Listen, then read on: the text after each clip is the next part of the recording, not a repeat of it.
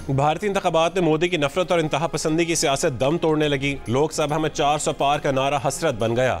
BJP को अपने गढ़ उत्तर प्रदेश में शिकस्त का सामना। बाबरी मस्जिद की जगह राम मंदिर बनाने वाली बीजेपी ने अयोध्या में अपनी शिकस्त मान ली। तमिलनाडु से भी बीजेपी का मुकम्मल सफाया हो गया। महाराष्ट्र में भी राहुल गांधी का इत्तेहाद मोदी के एनडीए से आगे निकल गया। मगरबी बंगाल में भी ममता बनर्जी का जादू चल गया। बीजेपी के इत्तेहाद को 290, कांग्रेस के इत्तेहाद को 213 नशस्तों पर बरतरी हासिल। मोदी को सादा अक्सरियत नहीं मिली, लेकिन सरकार चलाने के लिए इत्तेहादियों की बेसाखी मजबूरी बन गई। तवक्को से कम नतायज सामने आने पर मोदी का चेहरा उतर गया। बंगाल की वजीर आला ममता बनर्जी का नरेंद्र मोदी से मुस्ताफी होने का मुतालबा।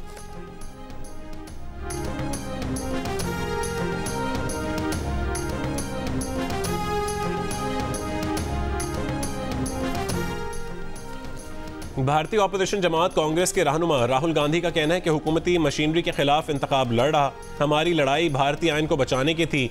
हुकूमत ने पार्टियां तोड़ी, ऑपोजिशन के खिलाफ कार्रवाइयां की। भारतीय अवाम ने आइन बचाने में हमारा साथ दिया। भारतीय अवाम ने फैसला सुना दिया है कि उन्हें मोदी नहीं चाहिए। भारतीय वजीर आजम नरेंद्र मोदी ने दावा किया कि उनके तीसरे दौर इक़्तिदार में भारत दुनिया में तारीख रकम करेगा। भारतीय अवाम 10 घंटे काम करेंगे, मोदी 18 घंटे काम करेगा। भारत के अवाम ने नया एतमाद दिया है।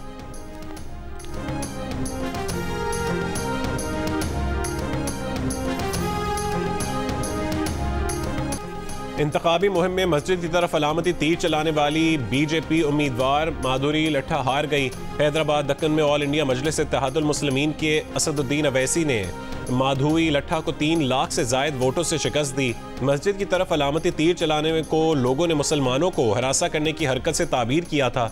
उत्तर प्रदेश में बीजेपी का चेहरा स्मृति ईरानी भी कांग्रेस के उम्मीदवार किशोरी लाल से 1,67,000 वोटों से हार गई।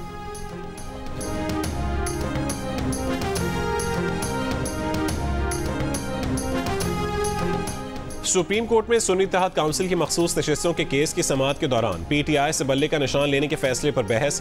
जस्टिस मुनीब अख्तर ने कहा है कि मखसूस नशिस्तों का मामला इलेक्शन कमीशन की एक कानूनी गलती की वजह से पैदा हुआ, जो उसने इंतखाबी निशान केस में की। सुप्रीम कोर्ट ने इस गलती को दुरुस्त करने के बजाय उसकी तौसीक की। अपने कॉलीग से पेशगी माजरत के साथ कहते हैं कि सुप्रीम कोर्ट ने इलेक्शन कमीशन की गलती पर रबर स्टैंप लगा दी। चीफ जस्टिस काजी फायज ईसा ने कहा है कि हमने तो नहीं कहा था कि पार्टी इलेक्शन ना करवाएं। पार्टी इलेक्शन करवा लेते तो सारे मसाइल हल हो जाते। हर चीज़ का मलबा सुप्रीम कोर्ट पर ना डालें। तहरीक इंसाफ ने अपने ही लोगों को जमहूरी हक से महरूम रखा। सुन्नी इत्तेहाद काउंसिल के वकील फैसल सिद्दीकी ने कहा कि हमारे उम्मीदवार बुनियादी तौर पर पीटीआई के उम्मीदवार थे। इलेक्शन कमीशन ने हमें आज़ाद उम्मीदवार करार दिया। चीफ जस्टिस काजी फायज ईसा ने कहा कि अब आप पीटीआई को ठुकरा कर सुन्नी इत्तेहाद काउंसिल में आ चुके हैं और आज़ाद उम्मीदवार नहीं रहे।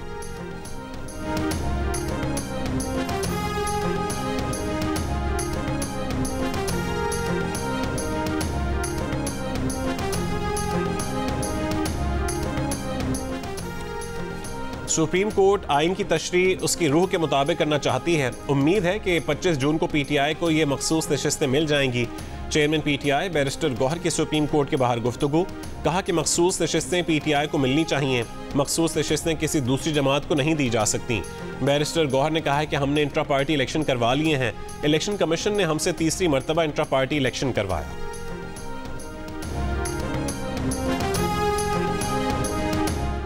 वज़ीर आज़म शहबाज शरीफ की चीन की कम्युनिस्ट पार्टी के शेंज़न के सरबरा और सूबे गुआंगडोंग के नायब सरबरा से मुलाकात। कहा कि पाकिस्तानी क़यादत और अवाम हर मुश्किल वक्त में चीन के ताउन पर चीनी क़यादत और उसके अवाम के मशकूर हैं। पाकिस्तान चीन की वन चाइना पॉलिसी की भरपूर हिमायत करता है। मैंग फेनली ने वज़ीर आज़म के एजाज़ में इशाया भी दिया। चीनी मीडिया से गुफ्तगू में वज़ीर आज़म ने कहा है कि वन बेल्ट वन रोड सदर शी जिनपिंग का शानदार मंसूबा है। CPEC one belt one road का हिस्सा है। सी पैक से पाकिस्तान में बेपनाह तरक्की हुई।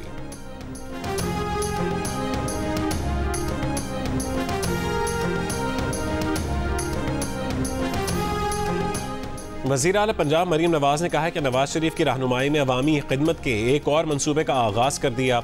मरीम की दस्तक ऐप प्रोजेक्ट की तकरीब से खिताब में कहा है कि उन्होंने अवामी खिदमत के मंसूबों को घरों की दहलीज तक पहुँचाना है। फील्ड अस्पताल तकरीबन 6000 लोगों का रोज़ इलाज कर रहे हैं। एयर कंडीशन कंटेनर के अंदर एक हॉस्पिटल है। तकरीब के अख्तिताम पर मरीम नवाज प्रोजेक्ट में शरीक बच्चियों और बच्चों से घुल मिल गईं। बच्चियों ने वज़ीर आला पंजाब के साथ सेल्फियाँ लीं। मरीम नवाज ने भी बच्चों के साथ सेल्फी बनाई।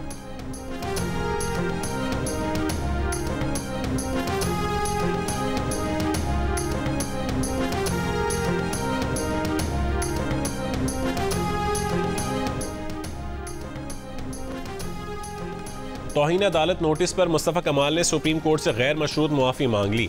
फैसल वावड़ा की अदालत से तहम्मुल का मुजाहरा करने की इस्तदा। तौहीन अदालत नोटिस पर जवाब सुप्रीम कोर्ट में जमा करवा दिया। अदालत से कहा है कि प्रेस कॉन्फ्रेंस का मकसद अदलिया की तौहीन नहीं बल्कि मुल्क की बेहतरी था। अदालत तौहीन अदालत की कार्रवाई आगे बढ़ाने पर तहम्मुल का मुजाहरा करे। फैसल वावड़ा ने शहबाज शरीफ, मौलाना फजलुर रहमान और रऊफ हसन की तकरीरों के ट्रांसक्रिप्ट भी अदालत में पेश कर दिए।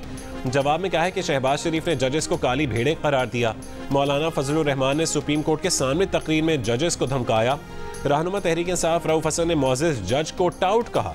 अदलिया और जजेस को धमकाया। सुप्रीम कोर्ट ने सेनेटर फैसल वावड़ा और मुस्तफ़ा कमाल को अदलिया मुखालिफ बयान देने पर तौहीन अदालत का नोटिस जारी किया था। समाअत कल होगी। MQM रहनुमा मुस्तफ़ा कमाल ने गैर मशरूत मुआफ़ी मांग ली। बयान हल्फी में कहा है कि अदलिया से मुतालिक अपने हर बयान बिलखुसूस 16 मई की प्रेस कॉन्फ्रेंस पर गैर मशरूत मुआफ़ी चाहते हैं। मुस्तफ़ा कमाल की अदालत से सूद से मुतालिक अपीलें समाअत के लिए मुकर्रर करने की भी इस्तदा।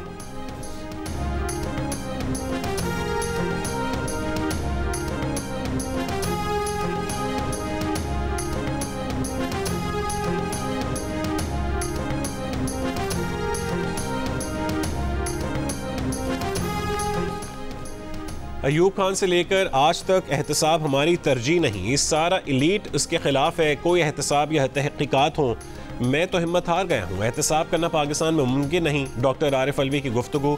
साबिक सदर से सवाल किया गया कि बानी PTI किसी से बात करने को तैयार नहीं, अगर वो बात करें तो सियासी रास्ता निकलेगा। आरिफ अलवी ने कहा कि अगर वो माली से बात करेंगे कि उन्हें घर किराए पर चाहिए तो उन्हें कहा जाएगा कि मालिक से बात करो।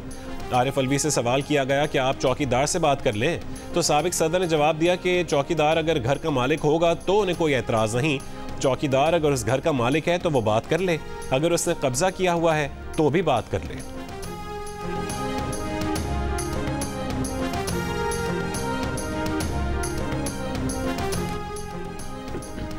मुस्लिम लीग नून के सेनेटर इरफान सिद्दीकी ने कहा है कि पीपल्स पार्टी और नून लीग का सियासी किरदार ये था कि फौज सियासत में न आए। PTI फौज को सियासत में घसीटने की सियासत कर रही है। बानी PTI 4 साल वजीर आजम रहे लेकिन हमूदुर रहमान कमीशन रिपोर्ट खोल कर ना देखी। आज वो बदनीयती के बुनियाद पर हमूदुर रहमान कमीशन का मामला उठा रहे हैं। बानी PTI खुद को शेख मुजीब और आर्मी चीफ को याह्या खान कह रहे हैं। अगर ऐसा है तो बताएं कि आज की मुक्ति बानी कौन है।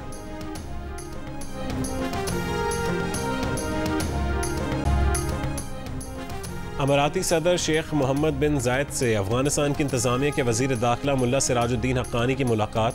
तालिबान के चीफ ऑफ इंटेलिजेंस मुल्ला अब्दुल हक वसीक भी मुलाकात में मौजूद थे।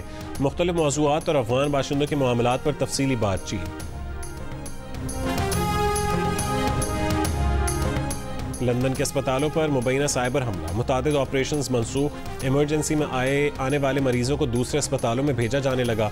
मुतासिर अस्पतालों में King's College, Saint Thomas, Royal Brompton और एवेलिना चिल्ड्रन अस्पताल भी शामिल है। मीडिया रिपोर्ट के मुताबिक साइबर हमले करने वालों का मकसद रकम का हुसूल है। और क्या भारतीय इंतखाबात में शाहरुख खान के मुकालमों ने काम दिखा दिया? भारतीय सोशल मीडिया को नया मौजू मिल गया। किसी ने कहा कि शाहरुख खान ने बड़ा काम कर दिखाया, किसी ने कहा कि इस बार अवाम ने जात पात को नहीं बल्कि काम को वोट दिया, तो कोई बोला भारतीयों को शाहरुख खान का शुक्रगुजार होना चाहिए कि उन्होंने जनता को जगाया। किंग खान की फिल्म जवान के मुकालमे एक बार फिर वायरल हो गए।